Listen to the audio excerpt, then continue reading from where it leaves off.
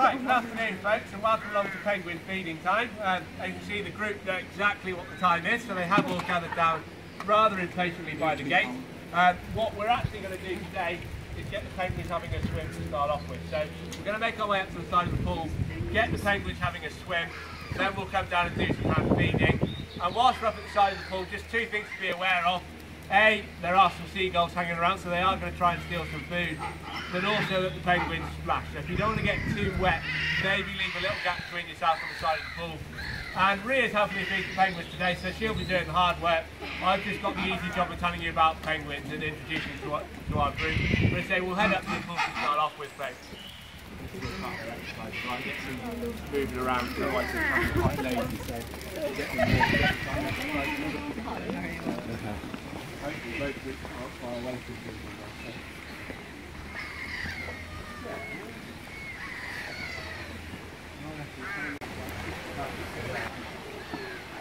So hopefully the kings will come in for a swim, folks, as well. There's one or two in already. They do know they're going to get hand-fed another bucket of larger fish down the bottom. They can be quite lazy, but they are starting to make their way in now.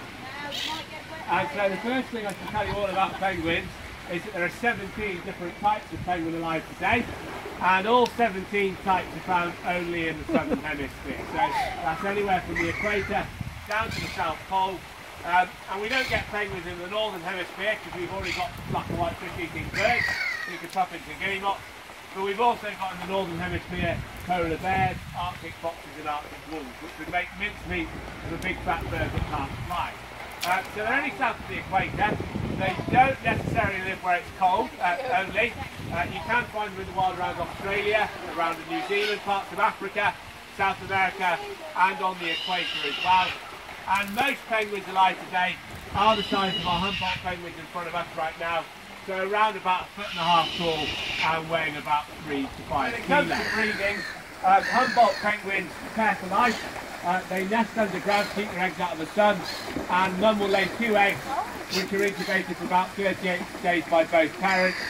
The king penguins, like Norman at the front there, lay 1 egg, different partner every breeding season. The eggs incubated on top of the tree and take 56 days to hatch out. So quite a difference in the tactics there. And as I say, hopefully we're coming up to breeding season with both types of penguins. The Humboldts are checking out nest boxes right now. We've got 3 definite pairs forming, and I would be amazed if we haven't got eggs by Easter from them.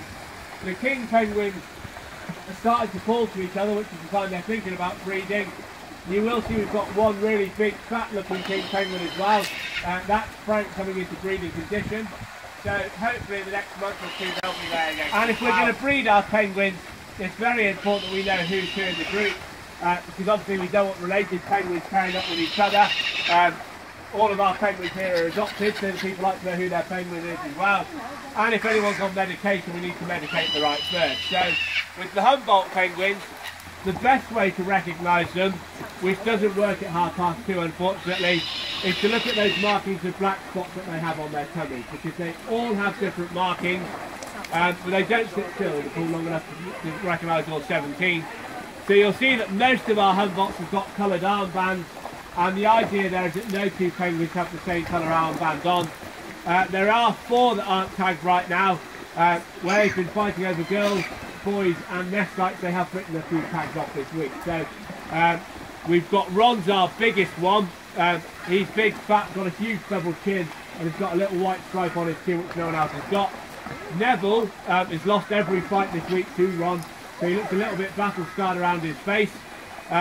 Millie's our oldest Humboldt here. She's looking quite fat. I think she's going to lay an egg in the next 3 or 4 days, hopefully. And Luna has lost her tag as well. She's one of our small girls. But with the rest of them, we've got Hagrid wearing brown and green on his left wing. We've got Molly and Arthur that have got metal bands on the left wing. Arthur's wearing white on his right wing, Molly's wearing black.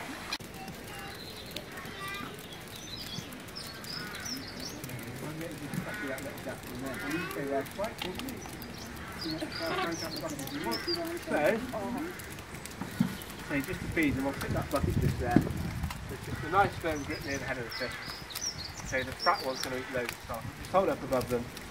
And then it's basically target practice. I mean, they might nibble on your fingers, but they haven't got any teeth in there. say we'll ignore the Humboldt as much as we can. That's perfect. So once they're full, they'll walk away. Don't worry if you think you've fed the same one several times. It just means they've got an appetite coming on at the moment. So as we're hand feeding the king spokes, we are going to ignore the Humboldt penguins as much as we can, purely because they bite incredibly hard. So I do want Rhea to go home with 8 fingers and 2 thumbs and all of her fingernails at the end of the experience as well. The chick has already had its feed for the day, so, and we hand rear the chick this year because we haven't had one for so long. We didn't want to take any chances with it, so we know exactly what it's eating, how much it weighs, and we can check it all the way through. Mum and Dad are still in the enclosure. Mum is the little one at the back corner of the fence, so that's Lily, and Dad is Frank, is the big fat one just behind her. They don't know they're the parents. We took the egg away on the very first day, mainly because Frank had dropped and broken it.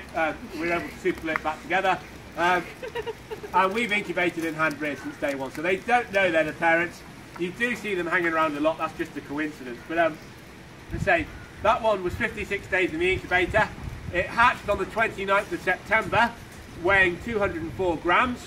It was completely bald and very, very ugly. We had to keep it warm and feed it 4 times a day to start off with.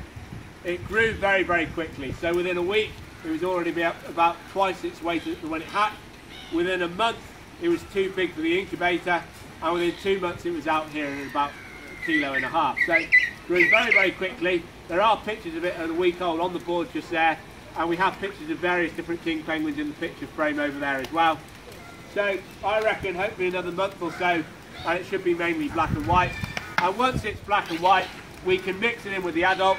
We can get it swimming, which will involve me pushing it in for the first couple of days. And then importantly, we can get some feathers and get the vet to sex us, and tell us what sex the chick is by doing a DNA test. And once we know the sex, we can then give that one a name as well. But all of the adults here have got names. Because we hand feed them, you do get so close to them that you can recognise them all by sight and by personality. Ideally, they should all be wearing coloured bands, but where they fight, they knock the tags off all the time. So some of the easier ones, to tell you who we've got Spike just down here. Spike is our most popular penguin here at Birdland, being the only one to have over 3,000 friends on Facebook and 350 followers on Twitter right now, and that includes the keeper as well, which is tragic really. But as I say, he was the last one born and bred here back in 2007, and where we've hand reared him, although we've ignored him as much as we can, he is the friendliest of the group. So he is also a celebrity penguin. He regularly appears on TV, and he does a lot of modelling for us on the side as well. So he was on your Christmas cards last December for the 5th year on the trot. Quite happily posed in front of a fake background down there in March of last year. He's in various different animal encyclopedias. He's done adverts in books and magazines for various companies as well. And TV-wise, he's done documentaries on the BBC. He's done a few things on children's television as well.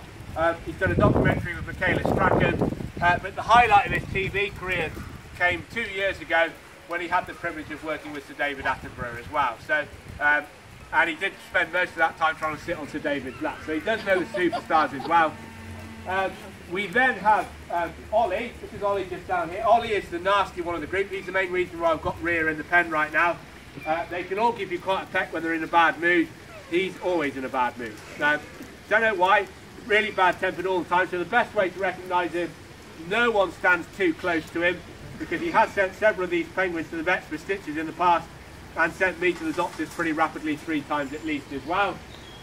He calmed down last year for the first time, because he actually had a girlfriend for the first time last year. That calmed him down lovely, but they've split up since, so he's back to being foul-tempered. The big fat one is back is Frank.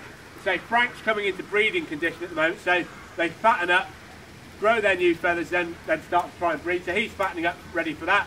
He always looks half asleep, which is the best way to recognise Frank, unless he's hungry, in which case he wakes up pretty rapidly. Lily, down here, is our shortest and skinniest of the group, which is why she's the best breeding penguin in here. And she became our oldest ever breeding penguin last year at 22 years of age. So quite an old penguin, still knocking the chicks out though. And Junior, just here, the end of his beak is slightly more rounded than everyone else, and he's also the silly one of the group. He's the only one that thinks he can fly. So if you see one running around trying to take off, that will be Junior. He's also the only one that sleeps lying on the ivy in that wall just there. Every morning I can only ever count 11 penguins, and he's tucked in there. So he is the daft one of the group. We've got this must be Norman just down here. Norman's got much longer claws than everybody else. And he's a little, he doesn't like me, as you can tell as well. He has got mild arthritis, so we do regularly health check him, and he doesn't trust me, basically. So he's a little bit nervous of me. Squeaky just here broke his beak about 12.5 years ago. So if you to look at the right hand side of his lower beak, at the end of the orange, there's a little rough patch there, which is basically where the vet had to super glue him back together. He tripped over one of the rocks when they were letting off fireworks across the road.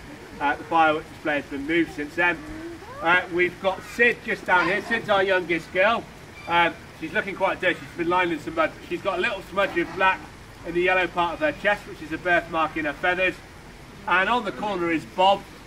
Bob stands very upright, so that means his pot belly hangs out in front. So he's usually the fattest one in the group. We have Seth just down here.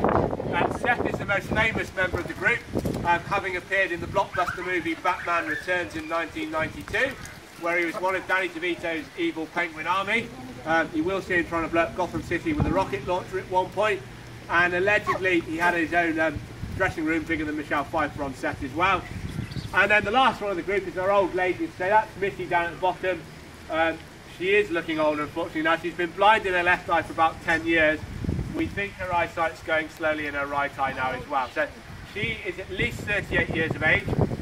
We don't know her true age. She's the only wild-born bird in the whole park right now. But she arrived here in 1982 and was laying eggs in that first year. And they don't lay eggs until they're at least 5. So she's at least 38. That's pretty much twice the age they would live to in the wild. And obviously here, there's food, there's veterinary care. Wasn't a killer whale in the pool this morning when I cleaned it, so they will live much longer. Unfortunately, today she is looking quite old now, so we feed her several times throughout the day rather than at the main feed. She does get pushed out of the way. Because they sound like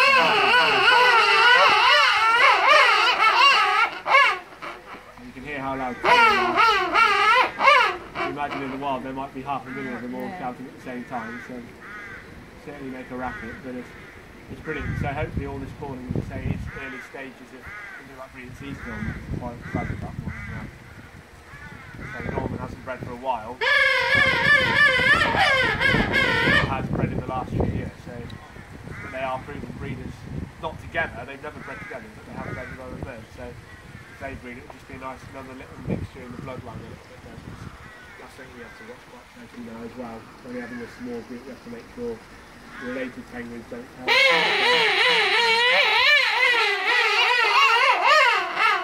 that I can stop them pairing up, but I can, if they lay an egg, I have to destroy an egg if it's father and daughter or mother and son or brother and sister. It's inbreeding them like that, so it's not good for the birds long term at all. So, but no, that was excellent. Well, I hope you enjoyed that anyway. So, we'll head on out. I'll find some time to watch.